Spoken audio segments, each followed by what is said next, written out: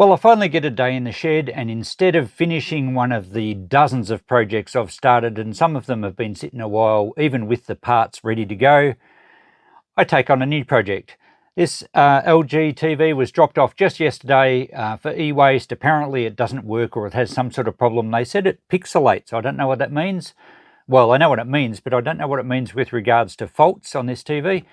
I don't have anywhere to store it. Let's make a decision today whether we can fix it, whether I scrap it out, whether I part it out. Decisions need to be made. I don't want to just put it aside. Okay, I don't have a cord or a remote for it. I've just found a cord. I've plugged it in. We have the standby light. So that's a good start. Let's turn the power button. It goes green. That's good. It's not clicking out. Green light's on solid, so that's good. I don't have a signal going into it, but we should have something come up. The LG logo, something or other. Maybe we've got backlights out. Yeah, it appears like there's nothing on the screen at all.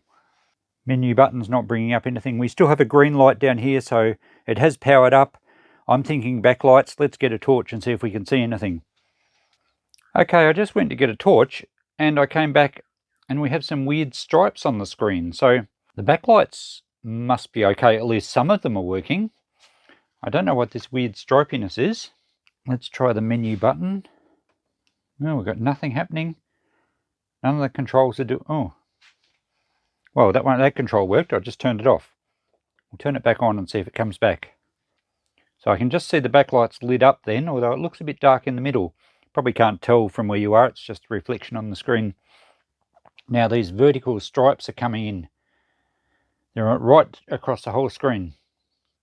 Okay, I think the backlights still have a problem. It's very dark in the middle, but there's something weird going on with the electronics. It could be a bad connector. It could be possibly a dodgy solder joint. Seems to be common with the modern electronics. The backlights are working enough that we should be able to get a picture, but none of the menu controls or anything do anything. So I think we'll pull it apart and have a look at the boards. It might be a bad capacitor. Either that or my money's on a dry solder joint. We'll just get another look at it from front on so that you can see clearly. It's got lots of vertical stripes. It's got some light and dark patches, but that could actually be some images like a logo or something. Okay, I just had a phone call to attend to, and I come back to the TV, and now you can see it's a very even pattern all the way across. So I'm sure all the LEDs are actually working. So that's not an issue. Let's pull it apart and have a look at the boards and see if we can work out where this weird pattern's coming from. First thing to do here is to remove the stand, which just slides out like that. And then we'll remove the screws all the way around the edges. And there's a couple in the middle. There's also two in this back panel. And it's important to take note of what sort of screws they are. Most of the ones all around the edge and the two I took out there were all self-tapping screws to go into plastic, but the other two were fine metal threaded screws. So you need to take note of that when you're dismantling. Now the back should come off. Oh, I've missed a couple. There's always some. And they're fine thread metal ones as well. And that gets the back cover off. Okay, we see a very dusty looking TV here.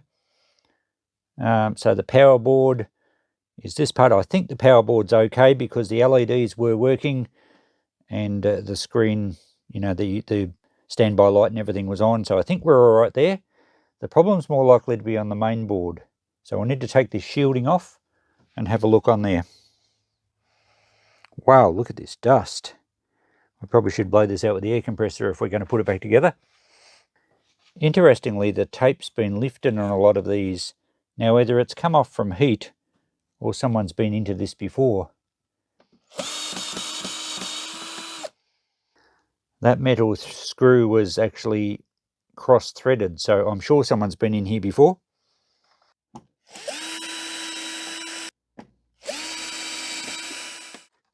Okay, let's lift the shielding out of the road to reveal the main board. And I can't see anything obvious on that, but I reckon we're going to have some either crook capacitors or bad solder joints, and I think it's probably not worth investigating too much further. Let's unplug the board and have a peek underneath. Now, it doesn't look like anything's burnt out, but it's pretty hard to pick solder joints, bad solder joints on these things. Okay, so there's the main logic board. I reckon the fault's most likely going to be on that. There are a couple of places that look like they've been a bit warm, or maybe it's just resin. Don't know what the mark is there. Maybe this is a second-hand board. It's got some weird marks on it, and I don't know what that texture mark is. It's possible it's had a fault and someone's put a new / second-hand board in it. But anyway, this one's obviously got a fault as well. So I'll check out the model of the TV and just find out how old it is, but it's probably not worth doing anything with. Okay, I've done a bit of checking here. The TV is too old, plus it's got a few sus things. I think this is another board, a second-hand one at that. Also, there was a stripped screw. The tape hadn't been put back on in places. So it's been worked on. It's an old TV. On the back panel, it says manufactured November 2007. So we're looking at 16 going on 17 years old. And a TV of this size, it's only a 37. Was it a 37? Yeah, I think it's a 37 inch. It's not a smart TV. It's got nothing going for it. I'd be lucky to get $50 for it even going. So it's not worth fixing, because I'm pretty sure the problem is either a bad solder joint, which can take a long time to find, or a bad capacitor, and there's only like lots of them. So I'm not going to start testing capacitors. I did see a video which was 10 years old on fixing this model, and they replaced capacitors on the power board for something a bit similar, although they didn't have the vertical lines. I'm not going to go to any trouble with this. We're going to scrap it. Let's see what we can get out of it. It's only been 5 minutes to get the back off it, and we've done a bit of checking. That board can straight away go into our mid-grade board, so I'll weigh that up. It's probably only going to be worth 50 cents or something. We'll weigh it up shortly. I might as well cut the wire out while I'm here. It'll give us a little bit of extra value. We do have to be a bit careful, because this has been powered up recently. There may be some residual power from the capacitors, because they do store a charge. I can't get under to short them out. I've got insulated cutters here, so we'll just snip the wires off. And these are old cutters. If we happen to get a spark across and put a chunk out of our cutting blades, well, so be it. I don't think we're going to get anything off these wires. And we can lever a couple of transformers off. I might try and get the extruded aluminium heat sinks if they're not too much trouble, although they look pretty light ones, and there's metal brackets each end. So, I'm not even going to worry about those. We might just lever a couple of the bigger transformers off and save our wire, and we'll weigh it up and see what value we get. I'll put the back cover on. It can then go out to the transfer station as e-waste. We can also leave all the plugs in here. In the interests of making this a decent scrapping video, let's get the extruded heat sinks off as well. So we'll start with the transformers. I'm just going to leave the board screwed to the chassis and lever these off if I can. Sometimes they tend to break the board to bits getting them off, but it doesn't matter. It's all going for scrap now. Okay, that one did put up a bit of a fight. But it's a decent sized transformer, a fair bit of copper in it. This one's worth grabbing.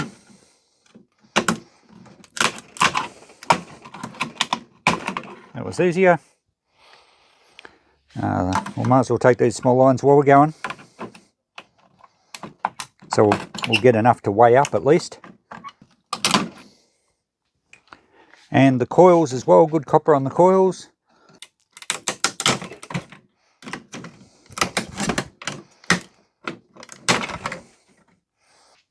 We'll give our screwdriver a bit of hammer assistance.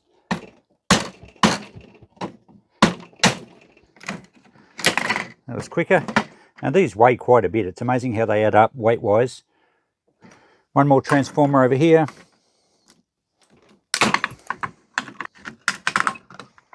Okay, that's made of the mess of that board. Let's take these heat sinks off. And save a little bit more hardware. These will all be machine screws.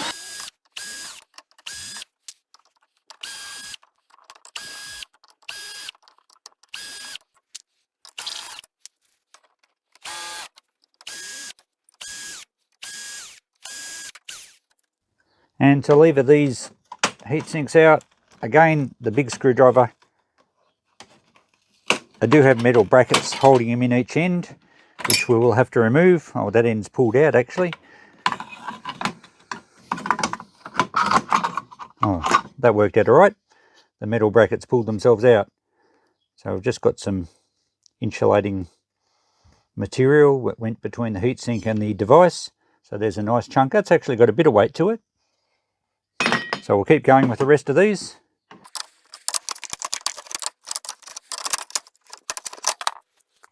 Okay, one device that was hanging on, didn't want to let go. That's strong heatsink compound. And we've got one metal bracket that stayed in here. And that's normally what happens. Usually they don't pull out, but they often wiggle out pretty easily.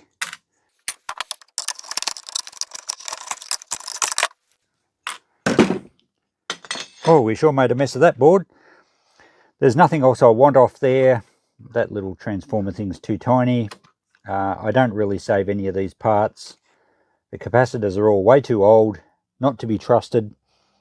Can't see any bigger coils. There could be a couple of tiny coils in here, but I'm not going to worry. Just the fuse is the only other thing I'll take. And we know the fuse is okay because the TV powered up mostly.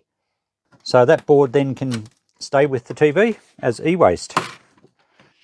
So we've finished salvaging anything we want out of here. We've pillaged the unit. We've got everything, anything of value. I didn't worry about taking the speakers. I have had some success selling speakers before, but only for very cheap prices. I'm not going to worry. We'll put the back cover back on. Put a couple of the screws in to hold it together. And it can then go in my next load out to the transfer station as e-waste. So once we get this, just a couple of screws in here, and then we'll weigh up what we've salvaged and see what it adds up to. It won't be very much, but out of interest, we'll weigh it up. Okay, I just put one screw in each corner to hold it together. Let's get it off the bench. I'm not going to put the stand back on it, but it can go with it to the transfer station. Sometimes they have really nice chunky pieces of cast aluminium in the stand, but this one's just a steel plate and a plastic base and a little bit of steel underneath. I'm not going to worry about that. It could nearly go in the shred steel pile, but it can just go with the TV. Get it out of here. And there's our spoils. There's very little scrap value in LCD TVs. I've got a little bit of hardware, the fuse as well, and also a ferrite bead. I do throw those in a jar. Small pile of copper bearing transformers, a small pile of extruded aluminium heat sinks, and a moderately small pile of insulated wire with the plugs removed. Let's weigh it up. It's only going to be a couple of dollars at best, but it's... Oh, hang on. We also have the mid-grade board. So we'll weigh it up. It won't be much, as I mentioned, but it'll be interesting to see exactly how much we get out of these TVs for scrap value. And now the wash up of our scrap out, just to see how much value or how little value there is. Here's our ever popular notepad, and we can see that nothing individually made over $1. We have a total of $3.09 based on current prices at my yard quotes. I've included the hardware here at $10 per kilo because I sell it in the shop at $5 per half kilo jar of assorted hardware, and they sell very well. I've explained that many a times in my videos, so if you want to find out more of that, you have no choice but to watch more of my videos, don't you? I totally understand that most of you, if not all of you, won't be able to allow that much, and you'd probably just throw it into shred steel, in which case you're looking at probably a couple of cents if you're lucky. So, but anyway, there we go. Not much value, $3 worth of scrap The mid-grade board was the best at about 80 cents. So it's not something that I would pick up off the side of the road to scrap, these TVs. There's just so little scrap in it, and I have to obviously take what's left out to the transfer station. But it's worthwhile being dropped off here as e-waste because I can quite often save them. Save them or part them out. Either way, there's some really good value in a more modern TV that's worth fixing. This one being 14 years old, having some issues that are complicated, so dry solder joints, capacitors, could have been other faulty parts. It's just not worth going to any trouble to save something like this that has very low end value, even in good working order. So that's where we're at. Always like to have a look at them. More often than not, they are easily fixable. In this case, no, we made the decision to scrap it. We scrapped it out straight away. It didn't take very long at all, really. We only made $3 extra for scrapping it, but we've processed it and it's out of the shed. So much better than sending it off to landfill, and I would rather people drop them to me than take them to the e-waste bins, because they just get thrown in there and there's no chance of saving anything then. Sometimes I get a TV with a cracked screen. I can sell the boards because I can establish the boards are okay. In this case, I couldn't. Thanks for watching, guys. Catch you in the next video. Bye for now.